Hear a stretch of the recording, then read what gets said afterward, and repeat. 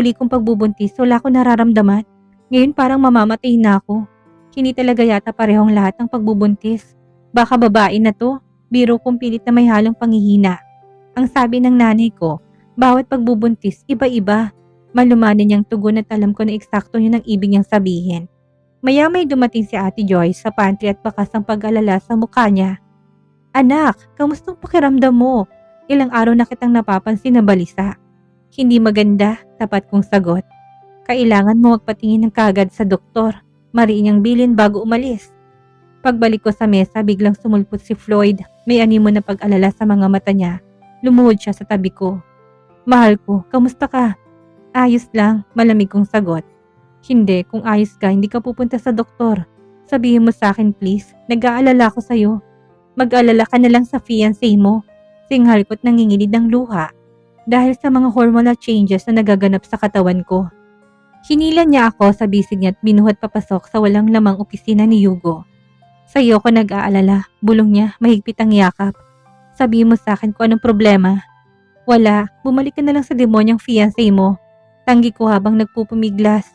Pero lalo lang humigpit ang hawak niya, may munting tawa pa. Hindi naman ako ganito sa kanya dati. Nagagawa ko pang itagong emosyon ko pero ngayon hindi na. Dinala ko siya doon kay Dr. Molina dahil kailangan niya magpa-exam sa ligtas na lugar na alam kong hindi mamanipulahin ni Andres. Amin niya, kailangan ko magpanggap sa dating fiancé para pumayag siya. Anong exam? Tanong ko. Kahit na nag-aalangan. DNA test, diretso niyang sagot. Sabi ng tito ni Richard may test na pwedeng gawin gamit ang dugo ng ila. Walang risk, siguradong tama. Nalinlang ko siya. Akala niya routine test para sa prenup. Pwede mong tanungin ang ibang alam nilang lahat. Sigurado ka ba na hindi siya yung bata? Halos sigurado, mahal. Pabulong niya. Pagkatapos, lumambot ang tingin niya. Pero sabi mo sa akin, ano nangyayari sa'yo? Ilang araw ka ng iba. Sabi ni Hugo baka ulcer. Totoo ba yun? Stress lang. Iwas ko. Wala to. Malayo sa bituka. Bibigyan ako ni Hugo ng time off. Tatanggapin ko na. Kung makakatulong sa'yo, gawin mo. Ani at tinalikan ng buhok. Take all the time you want to rest. At niyakap niya lang ako. Walang salita. Kung hindi katahimikan, init at isang pakiramdam ng kaligtasan na matagal ko na hindi nadarama. Sa sandaling yon, sana tumigil ang ikot ng mundo. Sana maayos pa rin kami gaya ng dati. Sana.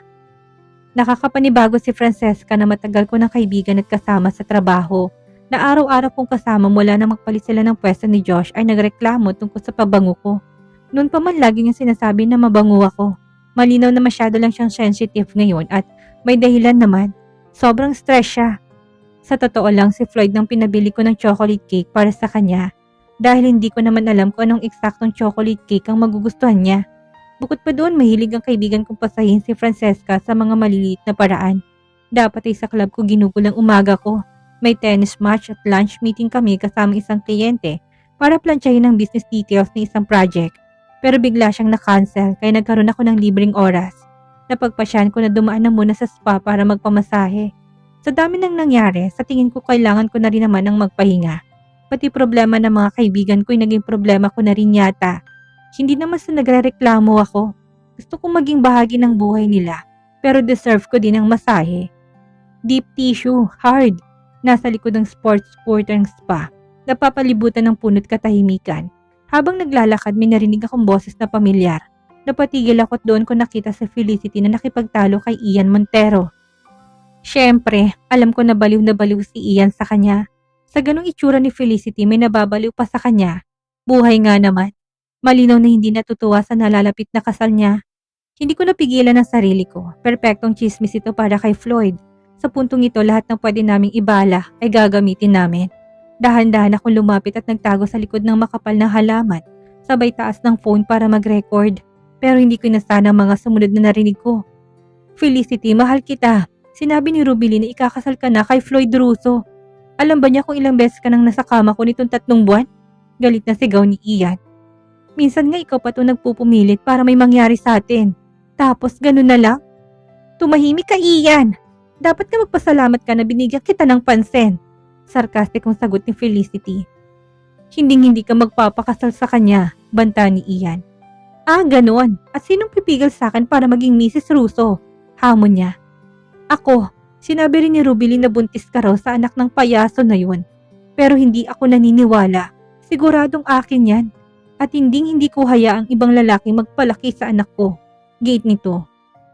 Muntik akong mahulog sa kinatatayuan ko. May kabit palang ahas at kilala pa naming lahat. Sobrang gandang twist nito. Kapag siniswerte ka nga naman. Nagpunta lang naman ako dito para mag-relax pero higit pa doon ang nakuha ko. Chismosa talaga si Rubilin. Eritadong sagot ni Felicity pero kagad na lumambing ang tono. Pero Ian, lagi mong sinasabi na mahal mo ko. Nagagawin mong lahat para sa akin. Kung ganun, tumahimik ka na lang para sa akin. Ibigay mo na lang sa akin ang pagkakataong ito para maging maligaya. Anong mapapala ko dyan? Baliw ako sa'yo pero hindi ko hayaang mawala ka. Sabihin mo ako bang ama? Halos nagmakaawa na si Ian. Makinig ka, Ian. Gusto ni Daddy na pakasalan ko si Floyd at hindi siya marunong tumanggap ng hindi. Kilala mong tatay ko. Baka nga itakwil pa ako kung hindi ako pumayag sa gusto niya. Pero tayong dalawa, pwede pa rin tayo magkita. Sa'yo pa rin ako. Sagot ng walang hiya. Lumapit pa. This will be our little secret. Hindi mas thrilling yun. Ang anak ko, palalakihin ng iba? At hindi ko apelidong gagamitin? Hindi. Halos sumigaw si Ian. Bagay na bagay nga silang dalawa. Bakit kasi hindi na lang sila magtanan at magpakalayo-layo kung gano'n naman pala? Oh Ian, gawin mo na lang para sa babaeng minamahal mo, ha? Bulong niya. Sabay hatak sa bench. Ilang segundo lang naglaplapan na sila ng kamay kung saan-sang nagtungo. Matutuwa si Floyd sa nadiskubre ko. Ngayon din, sapat na yon. May alas na kami. Tumakbo ko palayo't nakalimutan ko na tuloy ng masahing pinunta ko. Kailangan kong sabihin kay Floyd ang nadiskubre ko. Ngayon din. Pagdating sa opisina, diretso ako sa opisina niya at kasama ko na si Josh. Para pumasok kayong dalawa ng ganito dito. Sigurado may mabigat na nangyari. Aniya, tinangat ang tingin mula sa binabasa niyang dokumento. Pare, hindi ka maniniwala sa ipapakita ko sa'yo. Sabi ko, halos hindi mapakali.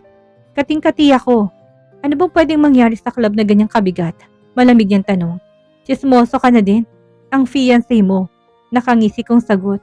Diyos ko, huwag mo nang banggitin ang demonyong yon. Babala niya. Pero babanggitin ko pa rin. Panoorin mo tong video. Josh, halika, dapat makita mo rin to. Nilabas ko ang phone, pinindot ang play at inabot yon sa kanila. Imposible. Nakabukas ang bibig ni Floyd. Tapusin mo, gigit ko. Pok, singit ni Josh. Pagkatapos ng video, halos maiyak kami sa kakatawa. Mas maganda pa kaysa sa kahit na anong plano kong nangyari. Alam ko pasasalamatan ako ni Floyd dahil dito. Paano mo nakuha to? Tanong ni Josh na nagpahid pa ng namuong luha sa gilid ng mga mata. Nagkibit-balikat ako. Tsamba lang, narinig kong boses niya. Naisip ko mag-record para asarin si Floyd. Hindi ko akalain ganitong mahuli ko. At hindi ka nakita? Usisa ni Floyd. Nagtago ako sa likod ng mga halaman para akong private detective. Sagot ko ng mayabang. Mas parang Marites, asar ni Josh. Bro, solid to. Halika, yayakapin kita. Tuwang-tuwang sabi ni Floyd sabay yakap ng mahigpit sa akin. Sa wakas, makakalaya na ako sa bangungot. Anong bangungot? Tanong ni Josh na nakangiti din. Ang kasal. Doon sa baliw na yon, paliwanag niya. Kailangan ko lang ng test results. Ipapadala sa akin ng video pagsabayin ko sa DNA test results at gagawa ko ng magandang presentation. Matatapos ng circus na to, kumislap ang mga mata ni Floyd sa tagumpay. Kailan lalabas ang resulta? Tanong ko, sabik na ring matapos to. Dapat ngayong araw, pero kailangan ni Dr. Molina na bumiyahing bigla. Nangako siyang ipapadala kagad sa akin. Sana hindi na magtagal. Bulong ko. Francesca's POV. Napakasama ng araw ko. Literal, nahihilo ko at sobrang pagod ko. Pakiramdam ko'y napakarami kong ginawa kahit na very minimal lang naman ang task na ibinigay sa akin para sa araw na to. Ang iba inako na ni Josh para daw makapagpahinga ako kahit na paano. Pagbalik ni Hugo mula sa social club para magpamasahe, huminto siya sa mesa ko. Francesca, a word please. Okay, hugs, biro ko.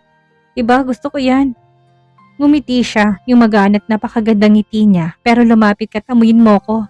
Sabi mo nakaraan mabaho ako. Hindi ko pa rin nakakalimutan yon. Hindi naman ako aso biro ko ulit. Uy, hindi ko naman sinabi yon. Napakaganda mo naman para sa isang aso. Pinalitan ko lang ang pabango ko. Gusto kong malaman kung gusto mo to. Napakabait talaga niya. Laging maasikaso sa akin. Gusto ko, sagot ko matapos lumapit.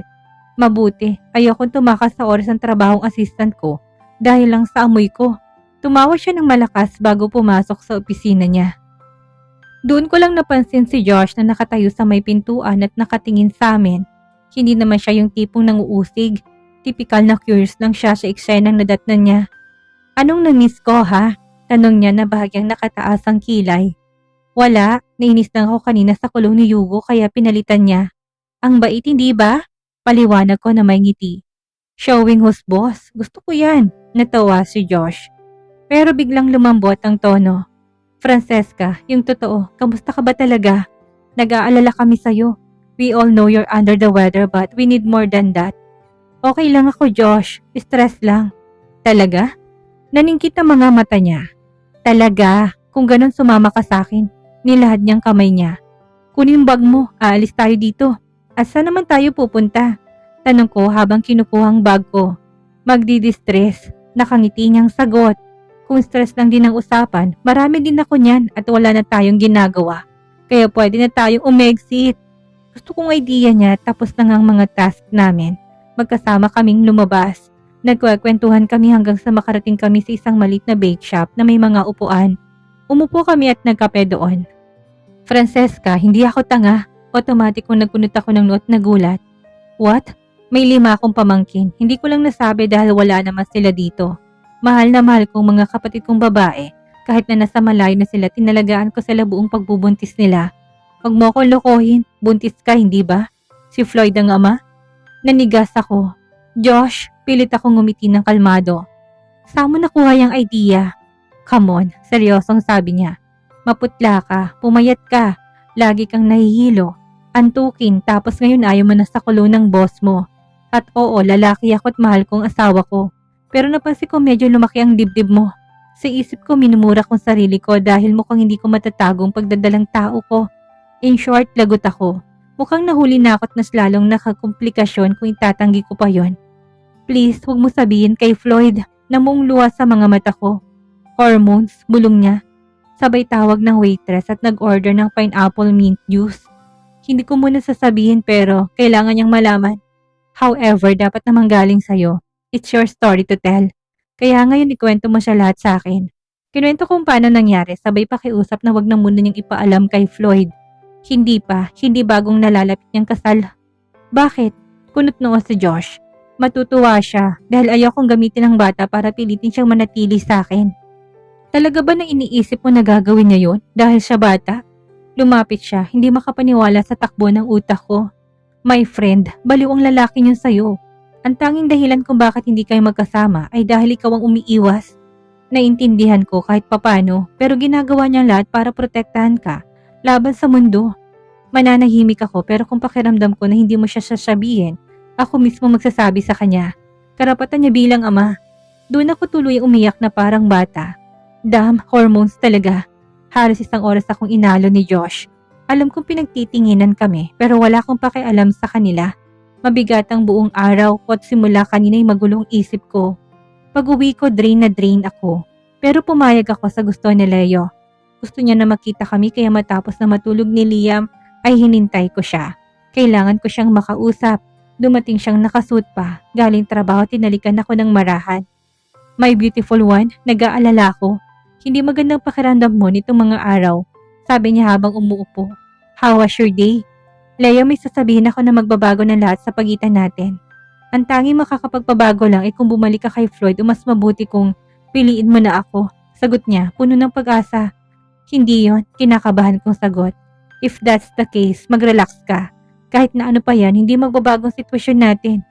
Huwag ka nang kabahan, biro niya pa habang naglalaro ng isang hibla ng buko. Here goes nothing. Leo, naalala mo yung kinuwento ko sa'yo yung pagkakamali ko kasama si Floyd? Oo, nangyari ulit. Kung yun lang Francesca, huwag kang mag-alala. Hindi mo pa naman tinanggap na magiging girlfriend ako. Masakit isipin na may ibang lalaking humahawak sa'yo pero hindi ako susuko. Wala ka pang obligasyon na maging tapat sa akin. Tapat niyang sabi habang nakatitig sa akin. Diyos ko, ang swerte ko sa lalaking ito kaya lang. Salamat Leo pero hindi yon. Relax, okay? Breathe and then sabihin mo na. May hinaw niyang sagot. Leo, buntis ako. Pumikit ako, handa sa paghusga na galing sa kanya. Narinig ko siyang lumapit. Idilat mong mata mo, Francesca. Pagmulat ko nandun pa rin siya, mas malapit at nakangiti. Hindi niya yata narinig ang sinabi ko. Baka kailangan kong ulitin. Wala akong pakialam. Bawat salita mabagal at malinaw. Gusto kita, gusto ko si Liam. At gusto ko na rin ng batang ito dahil bahagi ito ng pagkatao mo. Hindi ako tatakbo. Hindi kita ibabalik kay Floyd. Kung sasabihin mo man sa kanya o hindi, kung angkinin niya man o hindi, nasa iyong desisyon. Pero kung gusto mo, ako nang aako sa batang ito. Kasama si Liam. Seryoso ka? Halos bulong ko. I am serious, sagot niya. Ikaw ang bahala kung paano ito mangyayari. Sa ngayon masaya na akong pinapayagan mong dumaloy ang lahat sa pagitan natin. Wala pang commitment, ayos lang. May pasensya ako pero sa oras sasabihin mong gusto mo ko, Francesca, hindi na kita bibitawan. Naramdaman kong gusto ko siyang halikan at bakit hindi? Gwapo siya, mabait.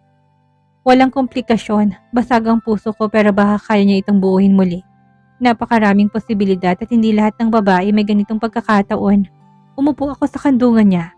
Nakatagilid, nakapato ang mga binti ko sa sofa at niyakap ang leeg niya. Hinalikan ko siya. Nang matapos, sinaplos kong pisngi niya at bumulong. Kung ganon, hayaan na lang natin dumaloy.